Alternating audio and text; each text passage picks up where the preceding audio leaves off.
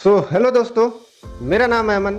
आज अपन इस वीडियो में जानेंगे कि भारत, जिसे पहले सोने की चिड़िया कहा जाता था, ये कोई भावनात्मक लाइन नहीं है, बल्कि इसके पीछे ठोस कारण थे जिसके चलते भारत को पहले सोने की चिड़िया कहा जाता था। तो वो कारण कौन कौन से थे?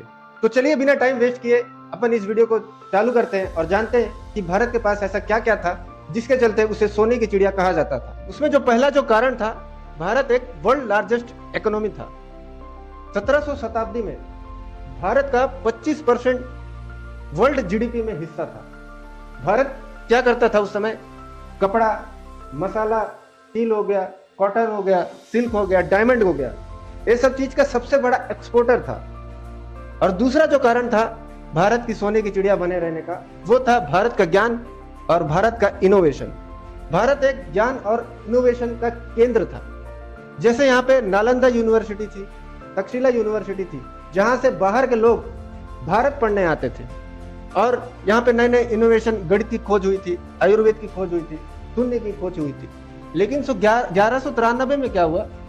बख्तियार खिलजी ने जो भारत का जो ज्ञान और इनोवेशन हब है उसको नष्ट कर दिया।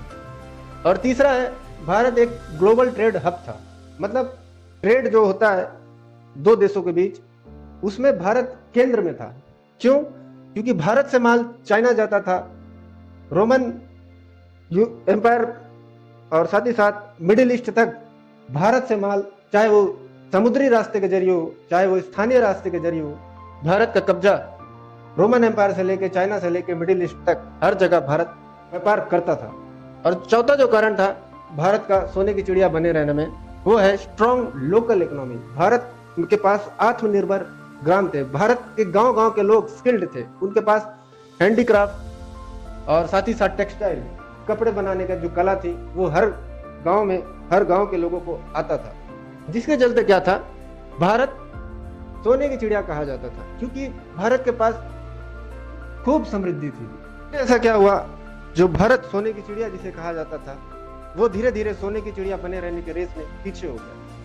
उग्रवाद क्यों आई? पहले तो आपको समझना पड़ेगा, जो समृद्धि है वो बिना संरक्षण के सुरक्षित नहीं रह सकती। इसका मतलब ये है, जैसे कोई बच्चा 500 रुपए का गड्डी लेके घूम रहा है, तो अपन क्या करते हैं, उससे 500 का गड्डी छीन लेते हैं। क्यों?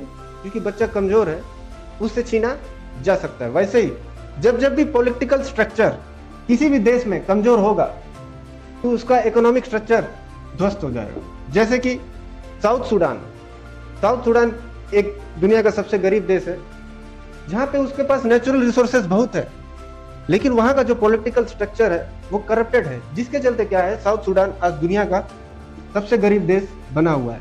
फॉर एन एग्जांपल, आज के समय में आप देख सकते हैं वेनेजुएला, जिसका पॉलिटिकल स्ट्रक्चर जैसे ही कमजोर हुआ, अमेरिका ने वहां पे कब्जा कर लिया।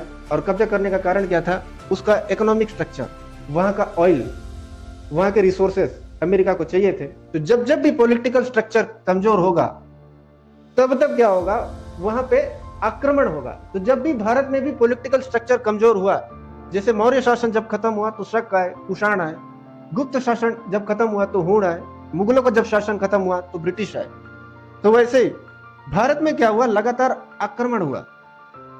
क्यों? क्योंकि यहाँ का पॉलिटिकल स्ट्रक्चर कमजोर था और साथ ही साथ यहाँ की जो सोसाइटी है वो डिवाइडेड थी, जातिवाद में लोग बटे हुए थे। और जो दूसरा जो कारण था, ज्ञान और इनोवेशन जो हब था उसको कोलैप्स कर दिया गया था। जिसके चलते क्या हो गया था, जो भारत का एजुकेशन है वो बैकवर्ड हो गया था। कोलैप्स कब किया गया था?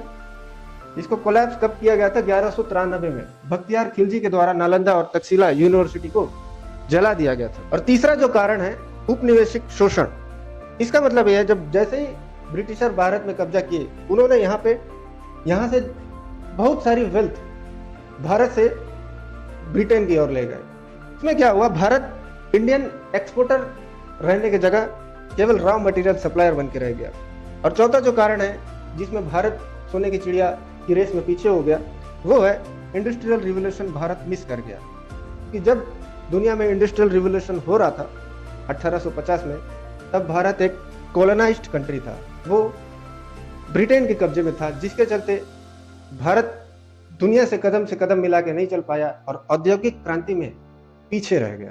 तो ये चार कारण थे जिसके चलते क्या हुआ, भारत सोने की चिड़िया बने रहने की रेस में पीछे हो गया वो था पहला लगातार आक्रमण, क्योंकि यहाँ का पॉलिटिकल स्ट्रक्चर कमजोर था, जिसके चलते बाहर से जो आक्रमणी थे वो भारत में आके कब्जा किए। उसके बाद ज्ञान और इनोवेशन जो भारत का तक्षशिला यूनिवर्सिटी और नालंदा यूनिवर्सिटी को जला दिया गया और ब्रिटिशर यहाँ से बहुत सारा वेल्थ यहाँ से ड्रेन करके ब्रिटेन ले गए। और साथ ही साथ भारत ने इंडस्ट्रियल रिवोल्यूशन जो औद्योगिक क्रांति हुई थी उसको मिस कर दिया। क्यों? क्योंकि भारत अब एक कॉलोनाइज्ड कंट्री था, ब्रिटेन के कब्जे में था। तो अब फिर से भारत कैसे सोने की चिड़िया वापस बन सकता है? ऐसे कौन कौन से फैक्टर हैं जिसपे अगर अपन काम करें तो जो भारत है सोने की चिड़िया की रेस में पीछे हो गया वो फिर से रेस में आगे आ जाए। तो सबसे पहले अपन को एजुकेशन और स्किल में रेवोल्यूशन लाना पड़ेगा। क्यों? क्योंकि आज के समय में जो हार्वर्ड यूनिवर्सिटी है, स्टैनफोर्ड यूनिवर्सिटी है, ऑक्सफोर्ड यूनिवर्सिटी है, आज भारत से लोग वहां पढ़ने जाते थे। लेकिन जब भारत सोने की चिड़िया थी तब बाहर से लोग भारत पढ़ने आते थे। क्यों? क्योंकि भारत के पास नालंदा यूनिवर्सिटी थी, तक्षशिला यूनिवर्सिटी थी। तो वैसे ही अब भी भारत को ऐसे यूनिवर्सिटी बनाने पड़ेंगे, एजुकेशन और स्किल के ऊपर ऐसा काम करना पड़ेगा जिसमें जो बाहर से जो लोग हैं वो फिर से भारत पढ़ने आए। और दूसरा है भारत को बनना पड़ेगा मैन्युफैक्चरिंग हब। जैसे आज के समय में चाइना है, अमेरिका है, जैसे तब भी था भारत वर्ल्ड लार्जेस्ट इकोनॉमी, तो वैसे ही आज के समय में भी भारत को मैन्युफैक्चरिंग हब बनना पड़ेगा, पावर बनना पड़ेगा। यहाँ पे लाल फीताशाही कम करनी पड़ेगी। चलते क्या होगा, भारत में कंपनियां आएंगी और यहाँ पे मैन्युफैक्चरिंग हब तैयार हो पाएगा। और तीसरा है बैलेंस ऑफ पेमेंट। आज के समय में भारत का जो बैलेंस ऑफ पेमेंट है, मतलब एक्सपोर्ट और इंपोर्ट, वो बहुत ही बिगड़ा हुआ है। क्योंकि आज के समय में हम चाइना को 90.47 अरब यूएसडी का एक्सपोर्ट करते हैं और अपन चाइना से 131.63 अरब यूएसडी इंपोर्ट करते हैं। मतलब भारत का जो बैलेंस ऑफ पेमेंट है वो कहीं ना कहीं आज के समय में गड़बड़ा गया है। अगर अपन मैन्युफैक्चरिंग पावर को इंक्रीज करके अगर अपन मैक्सिमम एक्सपोर्ट और मिनिमम इंपोर्ट कर लिए तो फिर से हम सोने की चिड़िया बनने की रेस में आगे आ जाएंगे। और चौथा है इनोवेशन और स्टार्टअप। भारत को आज रिसर्च में, इनोवेशन में और स्टार्टअप में ध्यान देना पड़ेगा, क्योंकि भारत में आज जॉब लेने वाले की कमी नहीं, देने वाले की कमी है।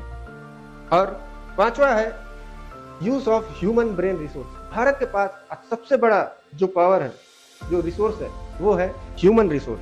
आज भारत के पास सबसे ज्यादा युवा है। अगर भारत इन्हीं युवाओं को सही डायरेक्शन देके, सही स्किल देके अपने आप को डेवलप करने में लगा ले तो कहीं ना कहीं हम फिर से सोने की चिड़िया बन सकते हैं। तो इसके लिए अपन को क्या करना पड़ेगा, सरकार, सिस्टम और जनता को अपग्रेड करना पड़ेगा। तब जाके हम फिर से विश्व गुरु बनने की रेस में आगे हो जाएंगे।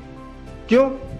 क्योंकि भारत में जो ह्यूमन रिसोर्सेस है, भारत के जो युवा हैं, उनमें एबिलिटीज की कमी नहीं है। क्योंकि दुनिया में जो बाहर जितने भी कंपनीज हैं, आज उनके सीईओ भारत के सिटीजन हैं, जैसे सुंदर पिचाई, सत्यम मंडेला। वैसे ही भारत में टैलेंट्स की कमी नहीं है, अपॉर्चुनिटीज की कमी है। अगर भारत में अपॉर्चुनिटीज बनने लग जाए, मैन्युफैक्चरिंग यूनिट यहाँ का स्ट्रांग हो जाए, एक्सपोर्ट ज्यादा हो, इंपोर्ट कम हो, बैलेंस ऑफ पेमेंट सुधर जाए, इनोवेशन और स्टार्टअप सुधर जाए और यहाँ के लोग स्किल्ड हो जाएं, डेवलप हो जाएं, तो कहीं ना कहीं भारत फिर से सोने की चिड़िया बन सकता है। तो आई होप आपको समझ में आया होगा। समझ में आया तो वीडियो को लाइक कर सकते हैं, शेयर कर सकते हैं, और कुछ नहीं समझ में आया तो आप कमेंट्स में पूछ सकते हैं। Thank you.